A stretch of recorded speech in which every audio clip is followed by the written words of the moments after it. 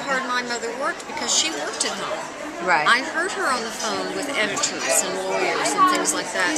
And I think teaching your children, letting them see what you do, the good part, but also the real work part, can set them up for later in life that they'll understand if they get a job doing whatever, what goes on behind the scenes. Right. I think it's a very good idea.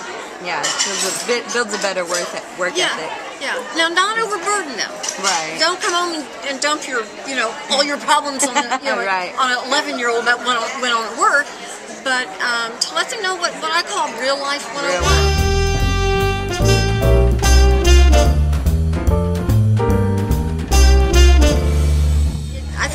Part is for me, has been to get beyond having to write the blog. Right.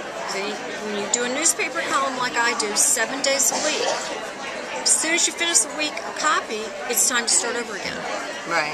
And getting started. So with the blog, I've had to really change my thinking to say, okay, this is fun. This is like talking to a girlfriend. Right. But yet the journalist side of me is still saying, no, I have to have an open, a middle, and a close. Right. So, and I'm self-editing as I type. Yeah, you have to. Well, I know. So I think the hardest part is getting past that journalist part and saying, all right, let's just share information. Right. But make it funny. Right. So it's been challenging. Oh yeah. I'm enjoying it. Good, but it's been challenging.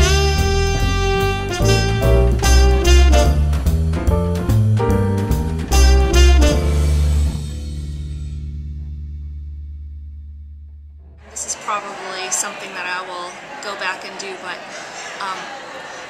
I always find it hard to ask for help. I don't like to impose. I really have a hard time with that, and so I do not have any mentors. I probably shouldn't say that. I think indirectly I do have mentors. Of course, there are people that I look to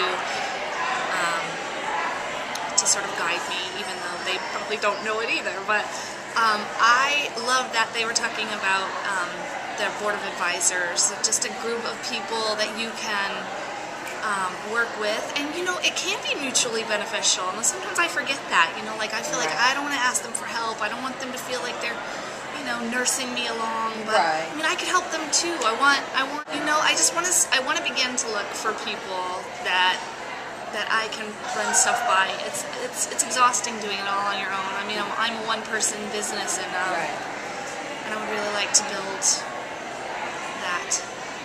So that's what I think that's the biggest thing.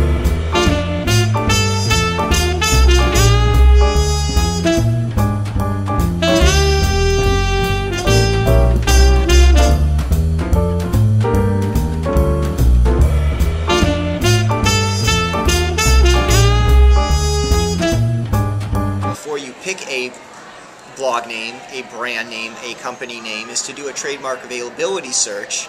And what kind of, where would you do that at? Well, you could do it either through the USPTO website at uspto.gov, or we do those for a flat fee of $350, where we will analyze your proposed name and provide you an opinion letter as to whether or not you're going to have any trademark issues by picking that name. Keep in mind, the worst thing that could possibly happen to you is if you get a domain name, it was available, you register it, you roll out this website, you put all this time and money into developing your brand and your website, and then 2 months or 6 months or 2 years later, a big company comes along and says, hey, you're violating our trademark rights in something that's similar. Right. And now all of a sudden they can shut you down. They can take away your domain name and essentially shut you down, and it happens all the time. Right. So before you register a domain, do trademark availability. If you've already got your domain and you think there may be trademark issues, get a lawyer to take a look at it and give you recommendations. What we recommend for folks in that position is some additional research to find out, is that third-party trademark a company that protects its marks, that has a history of enforcement, that is still in business. Some of these trademarks on the USPTO database that say live are of companies that have no products and services in the United States anymore. Right. They went out of business. They ceased using that brand, etc. So you want to gauge what your risk is, and if it turns out it's a significant risk, then you start moving towards a plan B. You don't have to tell the other party that you've got this problem, but you want a fallback plan, so if you have to relaunch under a new domain with a new brand, Right. you have that option rather than, well, we're just going to shut down and walk away, which some companies make the smart business decision to walk away from a year or two's worth of effort and money Right. because the prospect of starting again is just too much.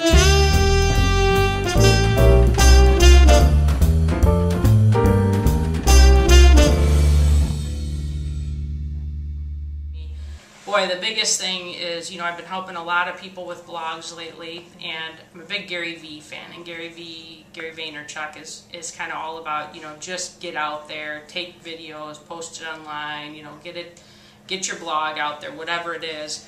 And that's kind of the approach that I've taken with people that I'm setting up blogs for too. It's like, oh, you want a blog? Okay, let's do it tonight. Let's get you a domain name, a hosting plan, and I'll install WordPress and a theme. Quickly, yeah. And tomorrow you can blog. And I've done that so many times. What I have not ever thought about was the whole regulatory side and the blogging standards. I'm huge into web standards. When I code HTML, CSS, I'm big into web standards and really hold that true to heart because I believe it's the right way to do things so that everybody can view your site as it's intended. Hadn't necessarily thought about it a lot with respect to blogging and disclosing, you know, when you're advertising things or sponsoring things. I haven't done a lot of that either though, so that's the good part. Everybody that I'm helping, we're all just starting, so kind of feel like I got the information just in time to share with other people that are starting up, like, hey, it's not really just all about starting to get your stuff out there. There's a whole business aspect and law aspect that you got to keep in mind, so definitely we'll put it into practice.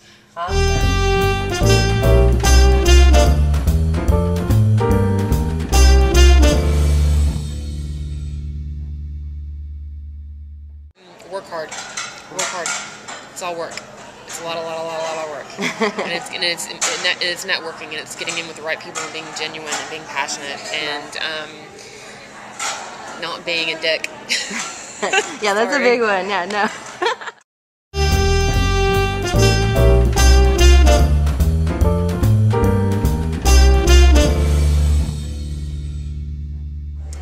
Great learning opportunity. I met tons of people that I have known online for a couple years, and that was amazing to get to put an actual human being with this teeny tiny picture that I've known on Twitter for so long. I got to meet Gretchen Rubin, who's been a tremendous inspiration to me personally for a couple of years now. I've learned a lot, so many smart women and so many smart panels here, and then getting to meet lots of great new people who I never would have had a chance to meet before. Awesome.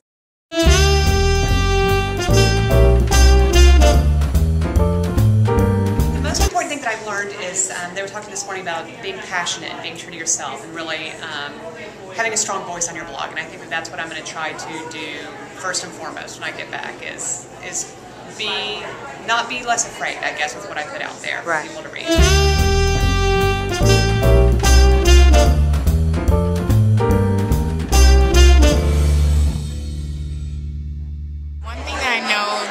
Benefited me from being at this conference is really understanding how bloggers are loyal to their readers and really understanding their perspective on marketers and understanding how marketers can be better of service to them as well as their readers and accomplishing the same goals. So.